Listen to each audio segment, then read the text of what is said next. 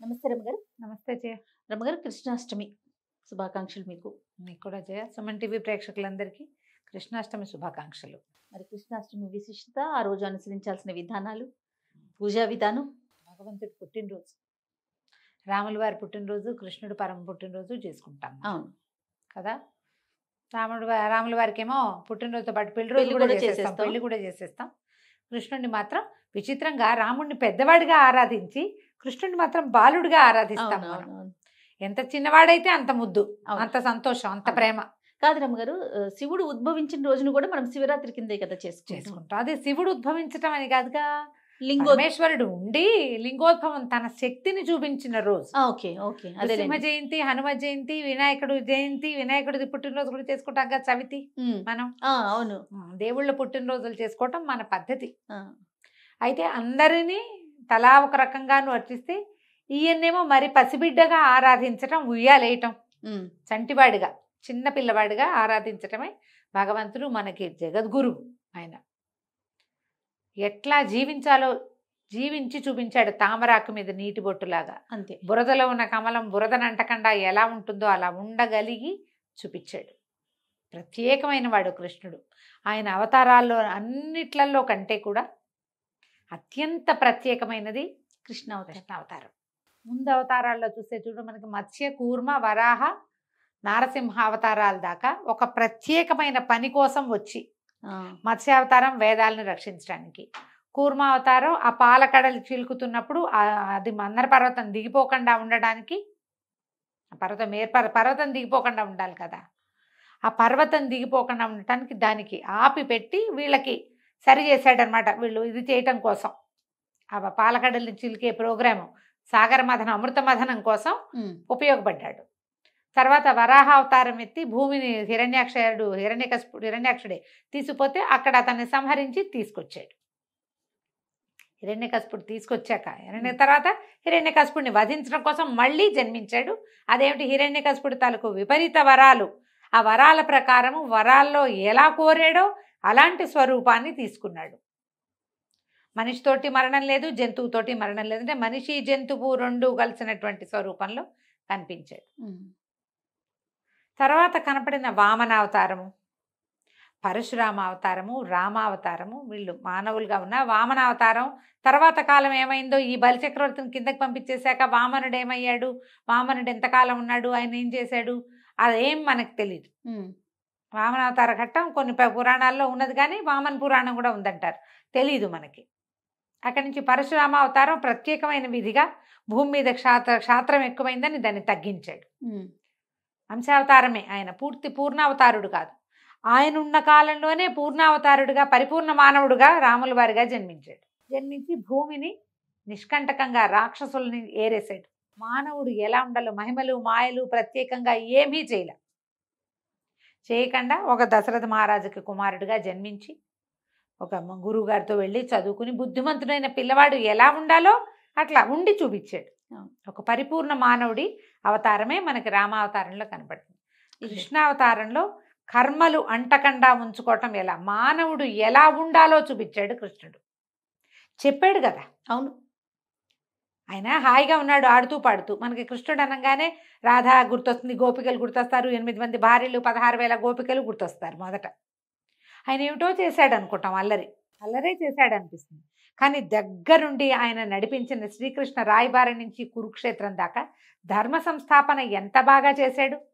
ఎడం చేత్తో ఉన్న రాజులందరినీ చంపేయగలిగిన వాడు తను ఒక్కసారి కూడా ఆయుధం పట్టకుండా కేవలం సారథ్యం వహిస్తూ ధర్మం ప్రకారం ఎలా జరగాలో అలా జరిపించాడు కృష్ణుడు. ప్రత్యేకమైంది కాదు. 100%. రామావతారంలో విల్లుంచేబూనే ఆయన 14,000 మంది రాక్షసుల్ని జనస్థానంలో సంహరించాడు. కృష్ణుడు సంహారాలు బోల్డ్ చేశాడు చిన్నప్పుడు.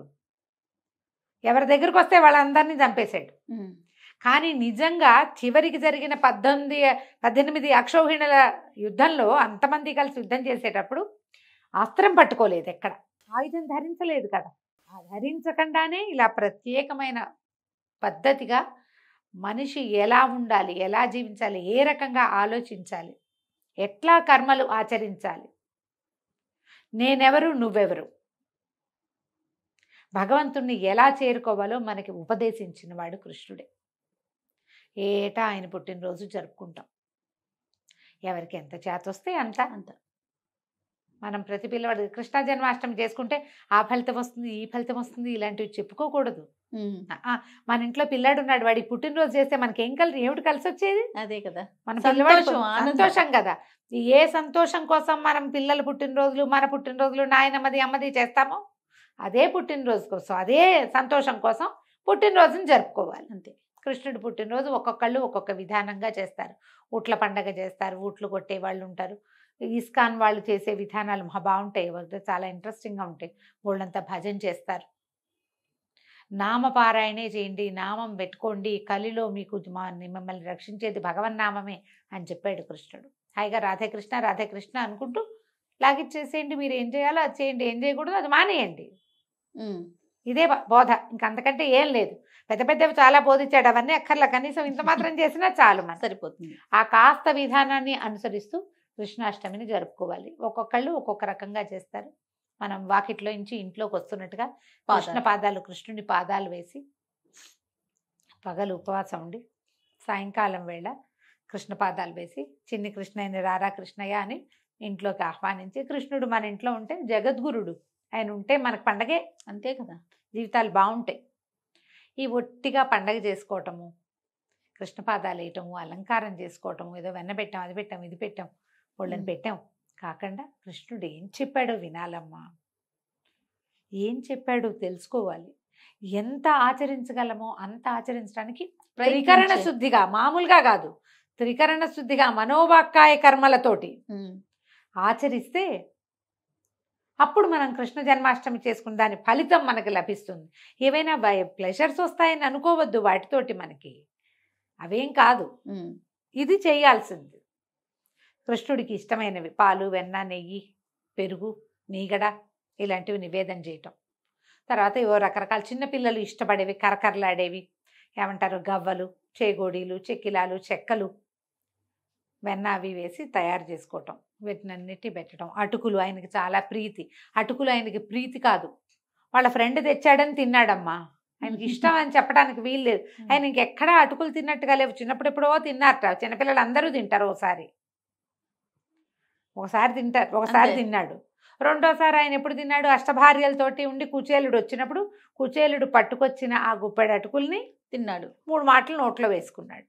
ఆ అటుకులని తీసుకుని అష్టైశ్వర్యాలు ప్రసాదించాడు కుచేలుడికి. అందుకని ఆయన ప్రీతి మనకు కూడా ఏదైనా ఇస్తాడేమని మనం అటుకులు పెడతాం. సొంఠి పొడి లాంటివి నివేదన చేస్తారు. చిన్న చిన్న లడ్డూలు చేసి పెడతారు. మినపసున్ని చేయొచ్చు, రవ్వ లడ్డూలు చేయొచ్చు. పెద్దగా పాయసాలు అవి పెట్టినట్టు కనపడరు, అవి కనిపించదు. ఎక్కువగా పిల్లలు ఇష్టపడేవి, కరకరలాడేవి బోల్డని చేస్తారు. పాకుండలు, వెన్నుండలు, అలా అన్ని చిన్న చిన్నవి రకరకాల పదార్థాలు చేసి వాటన్నిటిని నివేదన చేయటం. కృష్ణాష్టకము అవి చదువుకోవటం. నేనైతే భగవద్గీత చదువుకోవాలని భావిస్తాను జయ. ఏదో ఒక అధ్యాయమైనా తీసుకుని చదివితే బాగుంటుంది. భాగవతంలో పద్యాలు చదువుకోవచ్చు.